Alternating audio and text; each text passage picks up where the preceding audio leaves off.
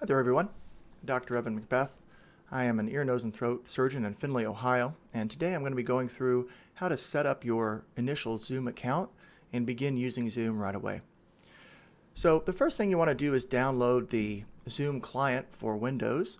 They also have a client for Mac as well as mobile users. But first what we want to do is go to the Zoom website. Again, that's www.zoom.us. And then you want to go over here to sign up. It's free. Now, here at my hospital, we have a corporate account. And so I can log in with my corporate account. But if you didn't have that, then you would be able to download it for free and begin using it right away. There aren't actually too many restrictions on being able to use it for free. So you should be able to connect with patients and other physicians and providers as necessary, even with the free account. So I'm going to go ahead and sign in here. You can see there's full functionality here on the web interface. You can schedule a new meeting. You can look at your previous meetings and a whole bunch of other types of things that you can do here. Also important is to see your settings tab over here on the left-hand side where I am over here. And that will give you all of your different settings that you can set up for your streams. Now, I'll be going through that in a different video, but that's something that we'll be coming back to, and just wanted to show you where that was. So once you've downloaded the main client, and again, you're given the option to do that after you sign in for the first time, you get a window that looks like this. And essentially what you need to know here is the four main buttons. You can start a new meeting, and that's to means to start a new meeting right now. You can also schedule a meeting for later. You can share your screen with another a person on Zoom if you want to, or you can join a meeting in progress. Over here, you have your chat if there are certain people that you want to get in touch with within your organization.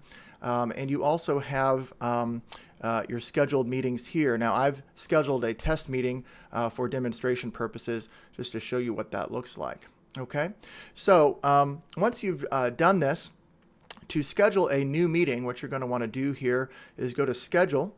And you can name this whatever you would like to name it. I'm going to name it Test here.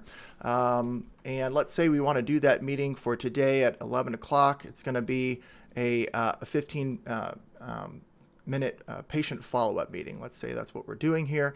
You want the meeting ID to be generated automatically. That will. I also require a password to join. Now, I'll show you how when you're creating the link to make this happen, the patient or the person joining your meeting shouldn't have to put in this password, but it is password protected for HIPAA compliant reasons, obviously. I turn video on for both the host and the participant just as a default. Now, you can always turn that off and on once you're in the meeting, but I like to have the video on.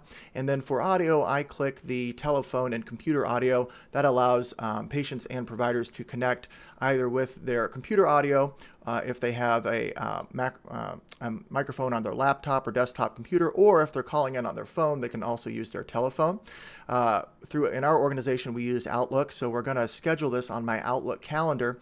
And then down here in advanced options, I like to use the waiting room, and I'm going to have a separate video on exactly how to use that.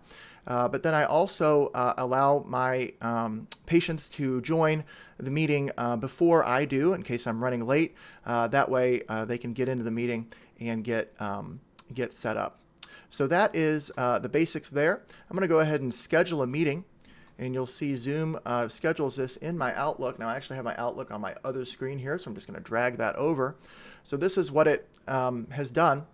Now, if you're sending this to a patient, I'm going to send it to one of our office coordinators here. But if you're going to send this to a patient, you can certainly do that. And then this is the actual link here that when they click on, they'll be able to join. Now, I like to make that a hyperlink so that it's very easy to click on that and join the meeting. And the way to do that is to simply put your cursor behind this HTML text there and then hit space. Or you can hit enter as well. That will, that will allow it to be a hyperlink and should be very easy for the patient or the other person joining your meeting to be able to click that link and join in automatically. So once that's done, I'm going to go ahead and send that. And you'll see now if I go over to my scheduled meetings, we have that test meeting there from 11 to 11:15. Now, if for some reason I wanted to copy that information and send that off to another person or provider to join the meeting with me, I can copy that invitation. And then again, I'm going to bring Outlook over from my other window. I can send that. Again, I'll send that to Nick Wheeler here. I can just copy that. So what I did is I clicked on this copy invitation button there. It gives me a text dialog box that I've copied it, and then I can paste that right there. And again, I like getting rid of all this extra stuff down here at the bottom. I just don't find it very helpful. I'm sure that for patients who are dialing in on location, it is helpful, but that's not our case here locally. So I delete that, and then I also will delete this just because I don't think that that's necessary.